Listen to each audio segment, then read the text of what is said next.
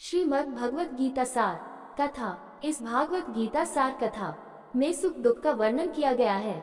इस भागवत गीता में मानव के लिए हर अच्छे और बुरे कर्मों का वर्णन दिया गया है। दोस्तों, आप सभी चैनल को सब्सक्राइब लाइक करते हैं, जिसमें आप लोगों को कुछ नहीं मिलता, पर इस चैनल पर जीने की राह और ज्ञान भरी बातें मिलती है। तो आपसे निवेदन है कि हमारे चैनल को आप सब सपोर्ट करें और हौसला दें कि हम आप लोगों के लिए अच्छा ज्ञान, अच्छी बातें और अच्छे राह पर चलने के लिए अच्छा ज्ञान आप सबके लिए पहुंचाता रहूं। नमस्कार मित्रों, आप सबका हमारे चैनल पर स्वागत है। दोस्तों, इस चैनल पर सारे वेदों का ज्ञान मिलेगा। भगवत गीता अध्याय 18 श्लोक 26। मुक्तस्निगोन्हावादी धृत्युत्साहस्मिन्वित सिद्ध्य सिद्ध्यो न विकार कर्ता सात्विक उच्यते। मुक्त संग न वादी धृति उत्साह समन्वितः सिद्धि सिद्ध्यो निर्विकार कर्ता सात्विक उच्यते। मुक्त संग सांसारिक आसक्ति से मुक्त, अनहमवादी अहंकार से मुक्त, धृति दृढ़ संकल्प, उत्साह समन्विता संपन्न, सिद्धि सिद्ध्यो सफलता और असफलता में निर्विकारा अप्रभावित, कर्ता सात्विका सतोगुणी उच्यते कहा जाता है।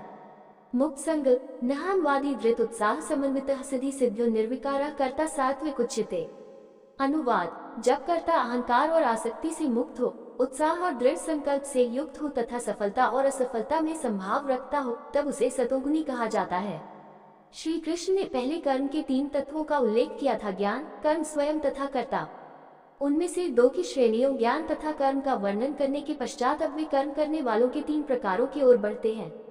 वे स्पष्ट करते हैं कि सतोगुण में स्थित लोग निष्क्रिय नहीं होते, अपितु वे उत्साह तथा दृढ़ संकल्प के साथ कार्य करते हैं।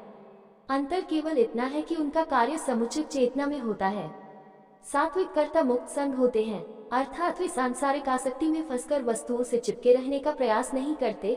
नहीं, वे यह मानते हैं कि सांसारिक वस्तुएं आत्मा को संतुष्टि प्रदान कर सकती हैं, इसलिए वे उत्तम उद्देश्यों से कार्य करते हैं। और चूंकि उनके इरादे शुद्ध होते हैं, इसलिए वे अपने प्रयासों में उत्साह तथा धृति से भरे होते हैं। उनके मानसिक दृष्टिकोण के कारण कार्य करते समय ऊर्जा का कम से कम अपव्यय होता है। इस प्रकार वे अपने उत्कृष्ट उद्देश्यों को पूरा करने के लिए अथक परिश्रम करने में सक्षम होते हैं।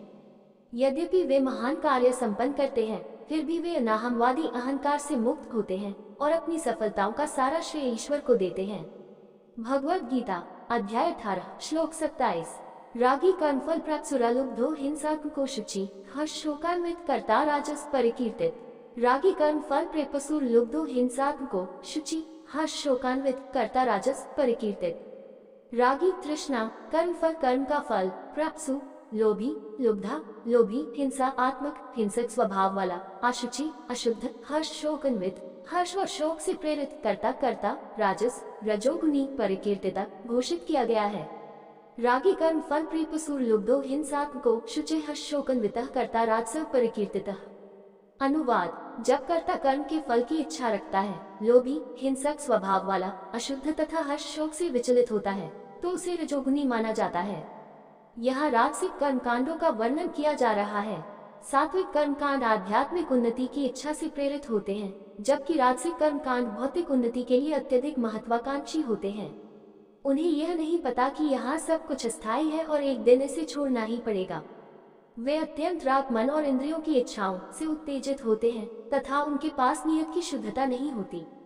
उन्हें विश्वास होता है कि वे जिस सुख की खोज कर रहे हैं, वह संसार की वस्तुओं में उपलब्ध है, इसलिए जो कुछ भी उनके सामने आता है, उससे कभी संतुष्ट नहीं होते। वे लुब्धा, अधिक के लिए लालची होते हैं। जब वे दूसरों को उनसे अधिक सफल होते या आनंद लेते देखते हैं, तो वे हिंसात्मक ईर्ष्या से चोट पहुंचाने पर तुले हुए हो जाते हैं।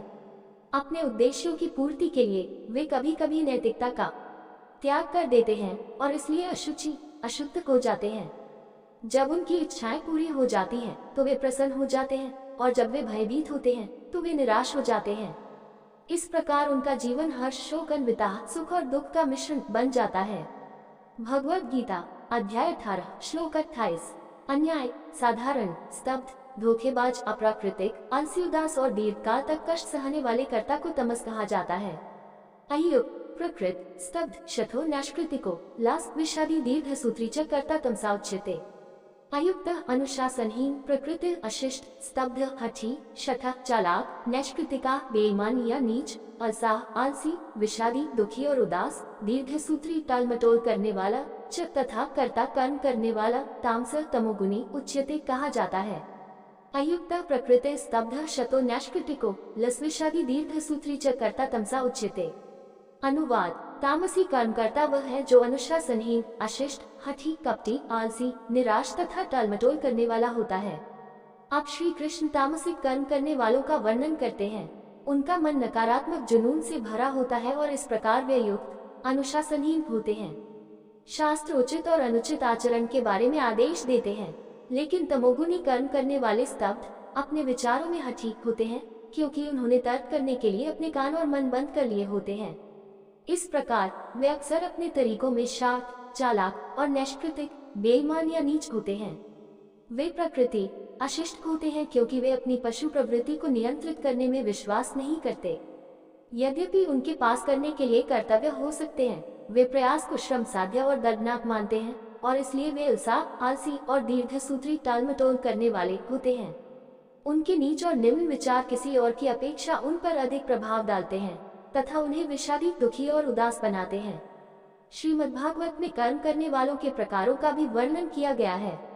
सात्विकः कराको, संगीरा गंधो राजस स्मृते, तामसा स्मृति विभ्रष्टो निर्गुणो मैदपश्राय 11.25.26 V20। जो कर्मी विरक्त है वह सात्विक स्वभाव का है, जो कर्म और उसके परिणामों में अत्यधिक आसक्त है वह राजसिक है, जो विवेक से रहित है वह तामसिक है, लेकिन जो कर्मी मेरे प्रति समर्पित है वह तीनों गुणों से परे है। भगवद गीता अध्याय 18 श्लोक 29। बुद्धिर्भेदम धृतेशैव गुणतस्त्रविद शृणु प्रोच्यमानं शेषेण पृथक्त्वेन धनंजय। बुद्धिर्भेदम धृतेश्चैव गुणतस्त्रविद शृणु प्रोच्यमानं शेषेण पृथक्त्वेन धनंजय। बुद्धे बुद्धि के भेद धृते निश्चय के च तथा एव निश्चय ही गुणातर त्रिविधम प्रकृति के तीन गुणों के अनुसार शृणु सुनो प्रोच्यमानं वर्णित अशेषेण विस्तार से पृथक्त्वेन स्पष्ट रूप से धनंजय धन को जीतने वाले अर्जुन। बुद्धेर भेदम धृतेश्चैव गुणातस्त्रिविद शृणु प्रोच्यमानं शेषेण पृथक्त्वेन धनंजय। अनुवाद: हे अर्जुन, अब मैं जो तीन गुणों के अनुसार बुद्धि और संकल्प के भेदों का विस्तार पूर्वक वर्णन कर रहा हूँ उसे सुनो। पिछले 9 श्लोकों में श्री कृष्ण ने कर्म के घटकों की व्याख्या की और दिखाया कि तीनों घटक 3 श्रेणियों में आते हैं। अब वे 2 कारकों की व्याख्या करते हैं जो कार्य की गुणवत्ता और मात्रा को प्रभावित करते हैं। वे न केवल कार्य को प्रेरित करते हैं बल्कि इसे नियंत्रित और निर्देशित भी करते हैं। ये है बुद्धि और दृढ़ संकल्प। बुद्धि विवेक की वह क्षमता है जो सही और गलत के बीच अंतर करती है। वृत्ति मार्ग में आने वाली कठिनाइयों और बाधाओं के बावजूद किए गए कार्य को पूरा करने में लगे रहने का आंतरिक दृढ़ संकल्प है। दोनों प्रकृति के गुणों के अनुसार 3 प्रकार के होते हैं। श्री कृष्ण अब इन दोनों क्षमताओं और उनके 3 स्तरीय वर्गीकरणों पर चर्चा करते हैं। भगवद गीता अध्याय 18 श्लोक 30। प्रवृत्तिंच निवृत्तिंच कार्य कार्य भयाभे बंध मोक्ष चर्या वेति बुद्धि सपार्थ सात्विकी। प्रवृत्तिंच निवृत्तिंच कार्य कार्य भयाभे बंध मोक्ष चर्या वेति बुद्धि सपार्थ सात्विकी। प्रवृत्तिं कर्म च तथा निवृत्तिं कर्म से त्याग च तथा कार्य उचित कर्म अकार्य अनुचित कर्म भय भय अभ्य बिना भय के बंधम जो बांधने वाला है मोक्ष जो मुक्ति देने वाला है च तथा या जो वेति समझता है बुद्धि बुद्धि स वह पार्थ पृथा का पुत्र सात्विकी सत्वगुण में। प्रवृत्तिं च निवृत्तिं च कार्य भयाभ्य बंध मोक्ष च वेति बुद्धि स पार्थ सात्विकी। अनुवाद: हे पार्थ, जब बुद्धि यह समझ लेती है कि उचित कर्म क्या है और अनुचित कर्म क्या है, कर्तव्य क्या है और अकर्तव्य क्या है, किससे डरना चाहिए और किससे नहीं, क्या बांधने वाला है और क्या मुक्ति देने वाला है, तब वह बुद्धि सतोगुनी कही जाती है। हम लगातार अपनी स्वतंत्र इच्छा का इस्तेमाल करके चुनाव करते हैं और हमारे संचय चुनाव ये निर्धारित करते हैं कि हम जीवन में कहाँ पहुँचते हैं। रॉबर्ट फ्रॉस्ट ने अपनी कविता द रोड नॉट टेकन में इसका विशद वर्णन किया है। मैं ये बात आह भरकर कहूँगा, कहीं युगों युगों बाद एक जंगल में 2 रास्ते अलग हो गए और मैंने वह रास्ता लिया जिस पर कम लोग जाते थे और उसी ने सारा अंतर पैदा किया। उचित चुनाव करने के लिए विवेक की विकसित क्षमता की आवश्यकता होती है। भगवद गीता स्वयं अर्जुन को विवेक की शक्ति से लैस करने के लिए कही गई थी। शुरू में अर्जुन अपने कर्तव्य के बारे में भ्रमित था, अपने रिश्तेदारों के प्रति उसकी अत्यधिक आसक्ति ने उचित और अनुचित कार्य के बारे में उसके निर्णय को भ्रमित कर दिया था। कमजोर और भयभीत महसूस करते हुए और पूरी तरह से भ्रमित होकर उसने भगवान के सामने आत्मसमर्पण कर दिया और उनसे अपने कर्तव्य के बारे में ज्ञान देने का अनुरोध किया।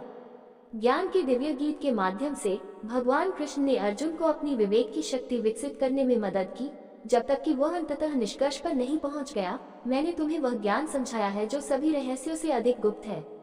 इस पर गहराई से विचार करो और फिर जैसा चाहो वैसा करो। श्लोक 18.63। सात्विक बुद्धि ज्ञान के प्रकाश से बुद्धि को प्रकाशित करती है, जिससे वस्तुओं, कार्यों और भावनाओं के सही और गलत में भेद करने की उसकी क्षमता परिष्कृत होती है। सात्विक बुद्धि वह है जो हमें बताती है कि किस प्रकार का कार्य करना है और किस प्रकार का कार्य त्यागना है, किससे डरना है और किसकी उपेक्षा करनी है। ये हमें हमारे व्यक्तित्व में कमियों का कारण समझाती है और उनका समाधान बताती है। दोस्तों, आपसे निवेदन है कि हमारे चैनल को आप लोग सपोर्ट करें।